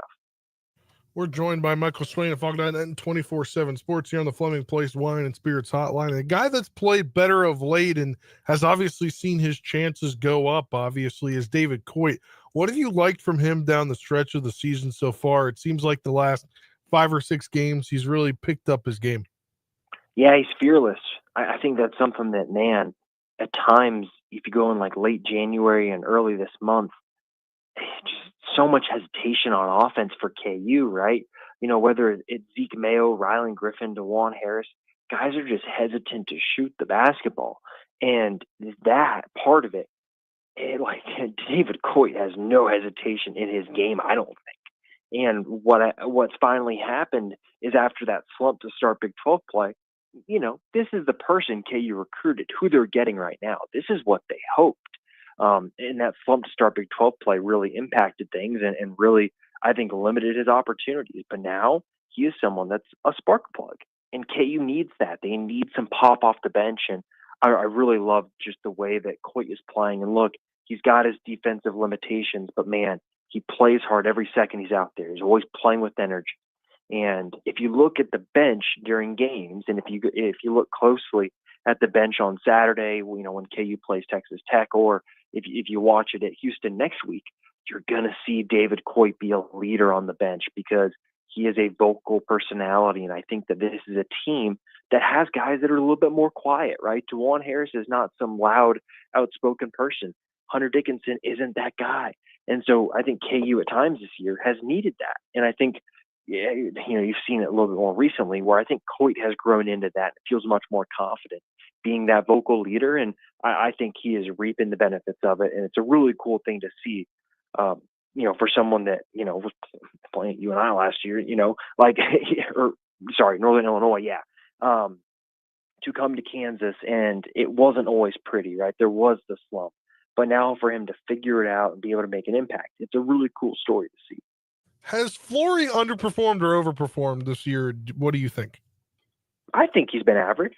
I think there are games when you really see the potential he has, but I think like all freshmen, figuring out your place physically is a challenge, especially with big men, especially with guys that are built like Flory, where he is not someone that is physically imposing.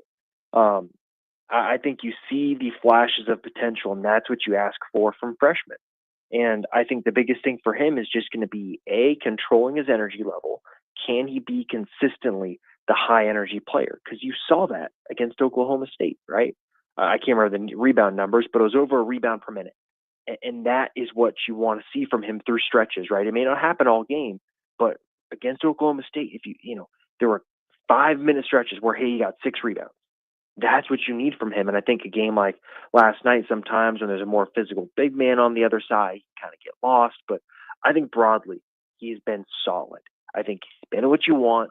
Could he have been maybe a little bit more consistent with his energy? Sure, but it's been an acclimation process. And I think everybody, you know, from people on Flory's side, from people on KU's side, everyone has known this wasn't going to be a he comes in, he kicks butt, he leaves.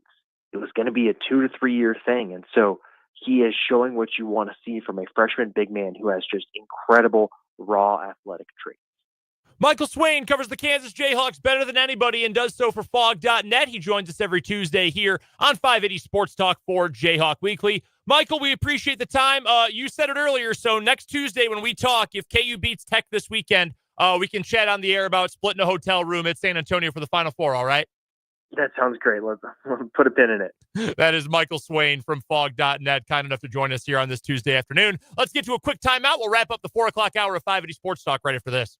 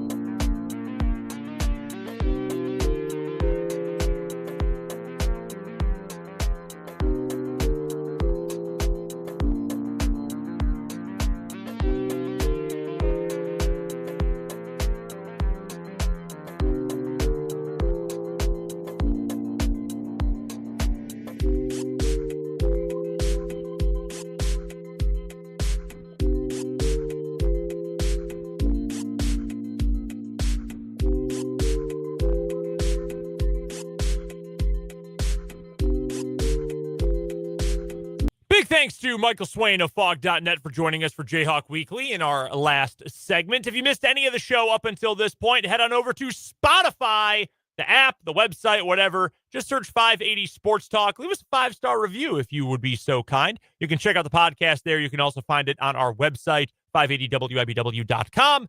You can also, of course, check out the YouTube stream. You can go rewind the show, watch it live, hang out in the comments section, all again on the 580 Sports Talk YouTube channel. Coming up in the 5 o'clock hour of the program today, we'll be off a little bit early as we send it out to Dan Lucero and the coach, Larry Latimer, for tonight's edition of 580 Preps Tuesday Night Hoops. Senior day at Topeka High in the Dungeon. So we'll get to that coming up near the end of the 5 o'clock hour. We'll also talk some Big 12 hoops. Who is the team best set up for the next 5 to 10 years in the conference? And we'll get to today's 580 Sports Talk headlines. Real quick, Spencer, with the Combine starting this week, you got about 10 seconds here. If you went to the Scouting Combine right now, what would be your best event?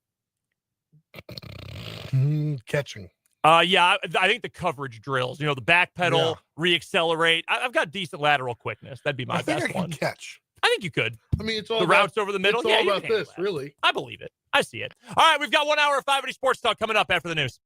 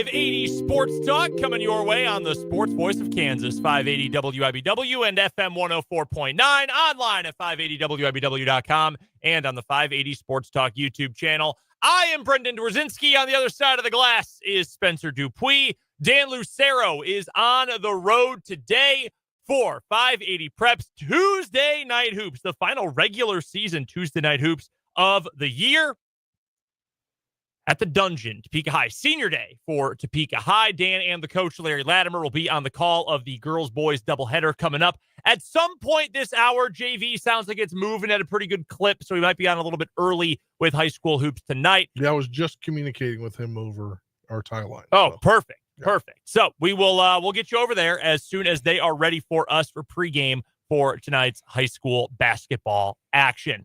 Until then, Brendan and Spencer here with you, coming up in this final hour-ish of 580 Sports Talk. We'll get you our daily headlines here in just a matter of moments, a handful of them from around the world of sports today.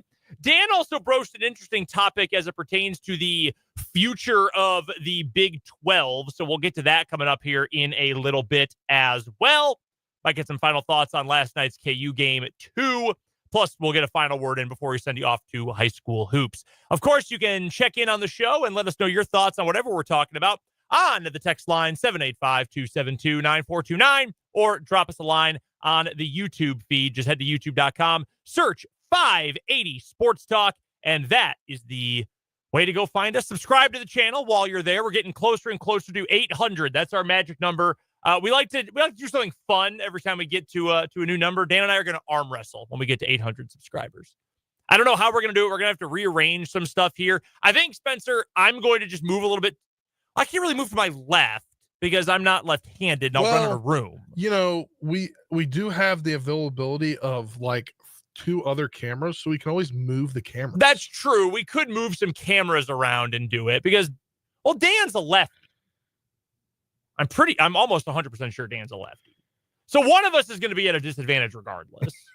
I think, didn't you guys say you guys were going to go both ways? Yeah, we'll probably just do both. Yeah, it probably makes sense. He'll beat me with his left arm. I'm going to need to win the right-handed matchup because I do not like my chances with my left arm, to be completely honest with you. JB asks on YouTube, 1,000 followers, do we get pies and faces? Maybe. We'll take suggestions. If you can get us to 1,000 subscribers, ladies and gentlemen, we'll do something stupid. I have absolutely no problem doing that. That is not any issue for me whatsoever. Yeah. So send your suggestions in and tell your friends, tell your neighbors to come and subscribe to 580 Sports Talk on YouTube. All right, Spencer, let's get into it. Our 580 Sports Talk headlines for today. I'm going to start with a local headline first. The headline comes from the basketball tournament. And the headline, simply put, is TBT is coming to Kansas City. That is right. For those in the know, TBT stands for the basketball tournament. We talk about it like once or twice every summer. And it is mostly alumni teams from various colleges. And they go together, they come together, they play in this regional tournament. Then they all compete for the grand prize of $1 million at the very end of it. This past year, it was the Ohio State alumni, Carmen's crew, that ended up winning the TBT.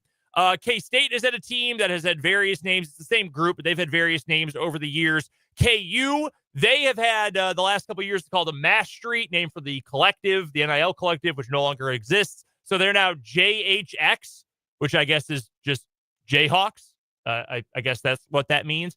And they are going to be playing in Kansas City instead of in Wichita. First time they'll be doing regional action in Kansas City. I like this event. I think it's fun. Did you see they're also doing Wichita? Yes. So Wichita is going to have, it makes sense because I think the Wichita site is always the most popular site. Aside from the 1 year they did it at Rucker Park in New York, which was awesome. That was sick. But no, the Wichita site always shows out, and it made sense. You have Wichita State fans, KU, K-State fans, all there. But they're going to host this at Municipal Auditorium in Kansas City, which is going to be cool. There's going to be a lot of KU and K-State fans who show out for it. I'm sure the various networks will put it on, have the games get called as well. I know KU has done that. I don't know if K-State has. So I'm fired up about that. Coming July 18th through the 23rd, I believe it is. Yes, 18th through the 23rd at Municipal Auditorium. And the cool thing about it, too, is if one of the two teams, either KU or K-State alumni, end up winning their region, then they'll bring the later rounds to Kansas City as well. I'm fired up about this. I'm going to try to go to one of the KU alumni games. I've never actually gotten to go in person. I wanted to go down in Wichita, wasn't able to make it. Maybe I'll bring the baby this summer. I was supposed to tail of the trade that never happened. The 2021 was supposed to be in Charleston, West Virginia, and I was finishing up college, and I was supposed to broadcast that for the student radio station. Really? I was in the early beginnings of working out somewhere how to do it, and then obviously COVID happened, and they pulled the plug, and they did that quarantine tournament up in Columbus, which I'm not gonna lie was horrid. It stunk. Yeah, but also nothing else was happening. We hadn't gotten to the start of the baseball season yet, if I remember correctly. Football had not started yet, and I was desperate. I was very, very, very desperate to get some sports at the time. So I think I watched every single game of the COVID TBT. But that is something to look forward to this year. I'm going to tell you this right now. I will take every single opportunity possible to watch Frank Mason play basketball in Crimson and Blue. Every single one. So I will be there no matter what in Kansas City. So I was looking. So last year they had two different sites in the same state. They had Lexington and Louisville, Kentucky. Makes sense. Yeah, the Louisville crowd was awesome. And then they had Dayton and Cincinnati, Ohio. I think it's smart. Go where people are going to watch. I mean, if you look right now, you got Lexington again, Syracuse. I think you're going to get their team's always, their alumni team's always great. You got Kansas City, you got Wichita.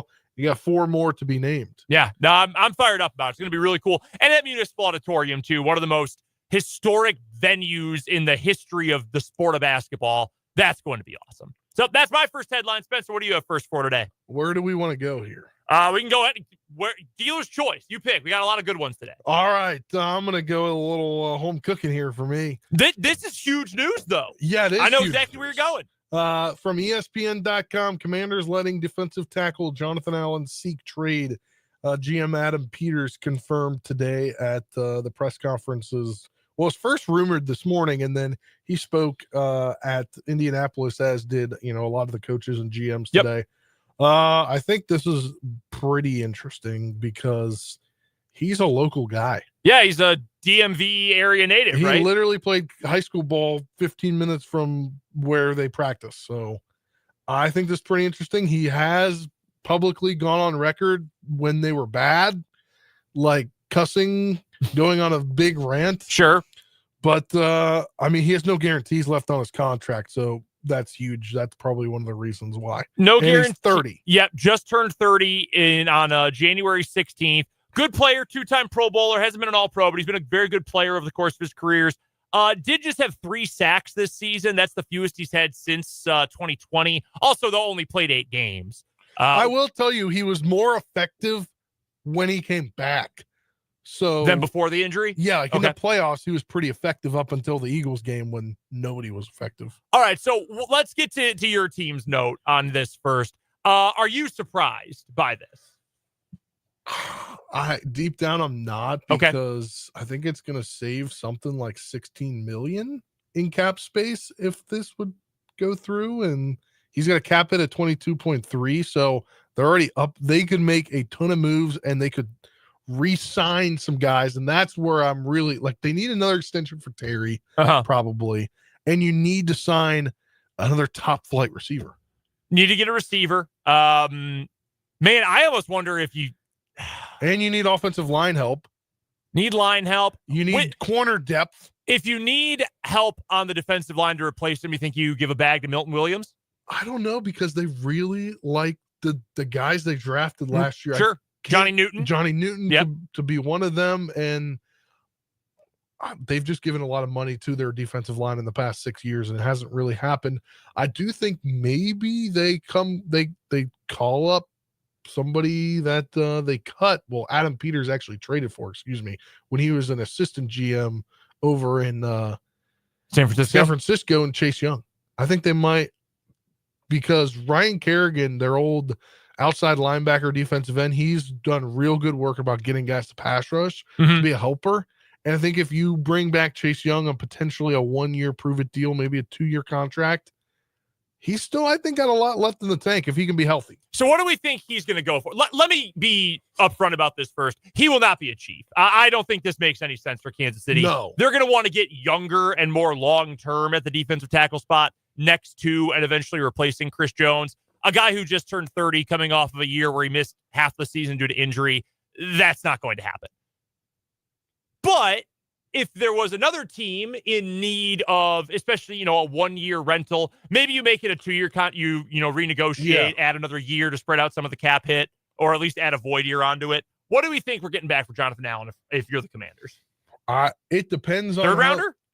It depends if they trade him before the draft or during the draft. I have to imagine he goes beforehand, right? Yeah. I always get surprised when teams wait, because I would always think, I want to move my guy as fast as possible, get out ahead of the market, set the market, and then, because if there's another guy who gets traded, then the cost changes. I want to have my draft picks and know what my strategy is for as long as possible. So if I'm the Commanders, I would try to find a trade partner like by the end of the combine. I've got a wild card trade here. Okay. And it's got a multitude of reasons. One, Peters used to be there. I think San Francisco, you're talking about? Yeah. Mm-hmm. I think you go Deebo Samuel for Jonathan Allen and pick swaps. I don't hate it. We know that Washington wants to run the ball, and Deebo can either carry it or block. I don't hate it. Yeah. I think that he could be used as a trade piece. Yeah, and they need defensive line back. help in San Francisco because they just cut Javon Hargrave. Yeah. Yeah, that's an interesting one. I mean, that's just random thought. I don't know how it would actually come together. No, I think that's a very reasonable idea. He's a good player. He's a very good player. But Jonathan Allen is. I thought Jonathan Allen, we were seeing a separation a year ago. Okay. I thought it was going to happen a year ago because of the way he voiced his displeasure. Sure. And then they were good. Yeah. But now I think it might be business. It might be more on the business side now than it was on the field side a year ago. Sure. No, that definitely makes sense. Let's stay with the NFL for this next headline from ESPN. Justin Tucker allegations, quote, serious and concerning, Ravens GM says. This is from Jamison Henley, Ravens beat writer for ESPN. Ravens general manager Eric DeCosta said Tuesday that the number of sexual misconduct allegations made against kicker Justin Tucker is serious and concerning, but indicated that the team will wait before determining his future in Baltimore. I think we're fortunate the league is doing an investigation, DeCosta said at the scouting combine. We'll wait as patiently as we can for as much information as we can, and we will make our decisions based on that. Okay. I understand this is always a touchy thing when you're talking about sexual misconduct or abuse or harassment or whatever, and there's always folks, when you talk about a story who jump and say, well, we got to hear all sides first. Okay. I will be open to listening to that here, and then I'm going to stand against it in a moment. So, okay, you want to know if this is true? Fine. You want to wait for the investigation to play out? Fine. Yeah. I think there is more than enough evidence. Like, you don't get accused by this many people without, at the bare minimum, having put yourself in some really, really, really bad positions. I mean, there are documents out there of women saying, I quit my job because I refused to do what Justin Tucker was saying he wanted me to do to him. Okay. Well, I think too, when you see more and more people coming out, I think the story has reached more people, and like, yeah, maybe I originally didn't see it like this, but like, hey, I wait just a minute, felt this happened to me uncomfortable. too. Yes, Right. but it did happen to me. Right, exactly. You're spot on. So I understand saying, well, I want to hear all the details first. Okay, fine. Here it would be my ultimate trump card for that opinion. He's 36 years old and just had the worst season of his career by miles. He went on kicks of 40 or longer this year, Spencer. So any field goals 40 or longer. He went 11 out of 19. Awful. That is not good enough in the NFL now. It was the first year he wasn't either a Pro Bowler or an All-Pro since 2015. He's in his mid-30s, and he's a kicker who didn't even have a good year. What? I don't understand. And I understand he's been around for a long time. He's been a great teammate, a great player for the Ravens, yada, yada, yada. We want to let things play out. He's a kicker. The Packers, and I can speak to this because as an NFL owner, I can speak to this. Green Bay went 2 seasons without having a reliable kicker because Mason Crosby had fallen off and they let him go and now he is retired. They had a terrible run in 2023. Then midway through this past season, Braden Narvison wasn't cutting it. They dumped him. Brandon McManus was on the scrap heap for some gross allegations against him as well. Which the Commanders had just signed him and they said, we're not tolerating any of this and cut him immediately. Yes. And do I like that detail of it? No, but he was just out there for nothing. Yeah. And he got signed and he had a great year. He was 17 of 18 in the regular season or 18 of 19, something like that. You can replace Justin Tucker's current state for nothing. Go sign 3 undrafted free agent kickers. One of them is going to be good enough in all likelihood to win your kicking job. I don't understand sticking by a guy who's been alleged of the things that Justin Tucker has been alleged of. Yuck. I do not like it one bit. Not one iota. I do not like it. All right. Anything else for us today, Spencer, on the headline front? Yeah, let's get to one more here. UNC hires longtime agent Jimmy Tanner as its first basketball GM. I believe this comes within days of UNC re-signing their head coach to a big contract extend. Oh wait, are we thinking football here? So no, this is basketball. Yeah. North Carolina at this point now has a GM for both its football and basketball teams. Yes. Because for football, Bill Belichick brought in his guy Lombardi. Yes. Yeah. Yeah. So this is for North Carolina basketball and Hubert Davis. I believe Hubert Davis just signed a contract extension as well. Yes. So this note on, let's get to the Hubert Davis news here quick because it'll add some context here. So Davis, who took over after Roy Williams, took North Carolina to the national title game where they lost to KU in historic fashion. People forget that. He signed a new contract in July. Yes. It was finalized and, notarized or whatever in December, and it's just coming to light now, which is unfortunately for North Carolina pretty bad optics because I don't think they're going to make the NCAA tournament this year because they're not all that good, and the ACC is really, really bad this season. So it's not great optics. But one of the things was about, hey, Hubert's going to stick around, but we want to work on roster management, the portal, getting the contract stuff, the revenue sharing. We want someone in-house who can take care of that, and that's where this part, Spencer, comes in about the GM. Yeah, they've hired longtime NBA agent Jim Tanner, first GM for men's basketball. Obviously, he was the president and founder of Tandem Sports and Entertainment, an agency with long list of clients in NBA, WNBA, as well as broadcaster. He's also a native of North Carolina, graduated from UNC, so he's familiar with the program. I think this is good for business. I think this is how college sports are trending to run. Unfortunately, things have really made a change. Yep. And in order to keep up with the times, you've got to have a secondhand guy that deals with the player personnel. So Bill Self talked about this on Friday, I think it was, when he most recently met with the media before Saturday's game. And he talked about what the pros of it would be, what the cons of it would be, and, what that would look like. And he didn't say, yes, we're for sure doing it or anything like that. Funny enough, one of the teams that was really on the forefront of this in college sports was KU football. Michael Swain wrote about this over at fog.net yesterday. Lance Leipold was really ahead of the curve when he brought Rob Ianello on as KU's GM because he handles a lot of the contract stuff, a lot of the money stuff, and that's stuff that your head coach then doesn't have to worry about, which with the revenue sharing that's coming, really, really important, I think. So I have no problem with this. I think it's smart for North Carolina because, to be honest with you, I don't think Hubert Davis is a good head coach. I don't. I think he's actually below average, if we're being completely honest. And I think taking things off of his plate, letting someone else deal with it, makes a lot of sense. And frankly, I think it would make sense for Bill Self, too. And it doesn't have to be like, hey, this other guy is in charge. Self is still the final say, but it's somebody else who can handle some of the contract stuff. And I think that's a good thing. Exactly, I really do. Yeah. That'll do it for today's 580 Sports Talk headlines. When we come back, an interesting note from Dan that we'll get to about the future of the Big 12, plus the final word before we send you off to Tuesday Night Hoops. That's coming up on the other side of this break on 580 Sports Talk.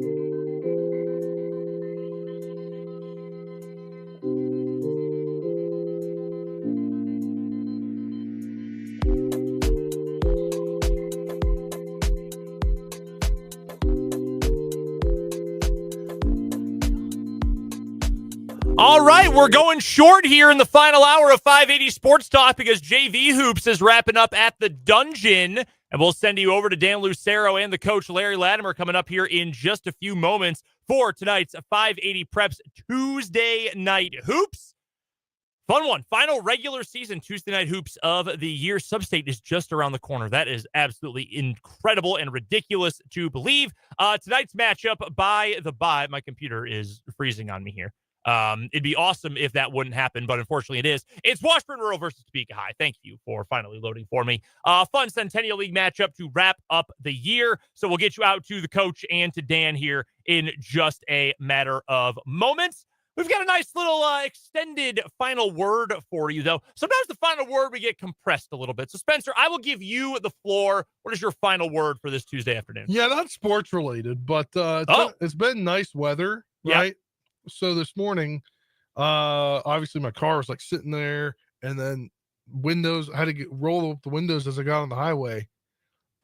Unlucky Spencer has hit like multitude of things wrong with my car at the same time. I turned on the AC just a little bit because it was wanted to like move air, but not hot air. Mm-hmm. So I turned it to like 70 in there and just wanted to move some air in. Sure. And it was all hot air. So I've got something wrong with my AC. My check engine light came on like 2 weeks ago and said I needed something going into my oil pan. And then my 2 rear tire pressure sensors are broken as well. So everything just happens in threes for me. Yeah. So yeah, goes that way sometimes. Fortunately, I'm gonna have to make a lot of trips to somewhere soon. Final word for me, real quick. A question from Barbara on the YouTube channel. Does anyone think Belichick knows how to handle this NIL stuff? He had others do that for him. So he actually does have a guy he hired, Michael Lombardi, who's going to hire or handle that at North Carolina, so he doesn't have to worry about the NIL, the revenue share. Which is again why I think this is pretty smart. Take some things off these guys' plates. I'm going back to college basketball for my quick final word, though. Expectations have changed for this KU team. It's not the same kind of Kansas team, not the same kind of Bill Self team. So my expectations are going to change too. I'm not going to get worked up about a loss where we know that KU looks the way they do. It is what it is. They are who they are. So for me, I'm just going to enjoy the KU won last night. However they got it done. I'm glad that Hunter Dickinson had a good game, and I'm just going to leave it at that. That's good enough for me. We've got 580 Preps Tuesday Night Hoops coming up next. Dan and Spencer are back with 580 Sports Talk tomorrow, another shortened show from 3 until 5. Until then, for Dan Lucero at the Dungeon right now, for Spencer Dupuis, I'm Brendan Dworzinski saying so long from Huntoon Hill, and thanks for listening to this edition of 580 Sports Talk on 580 WIBW.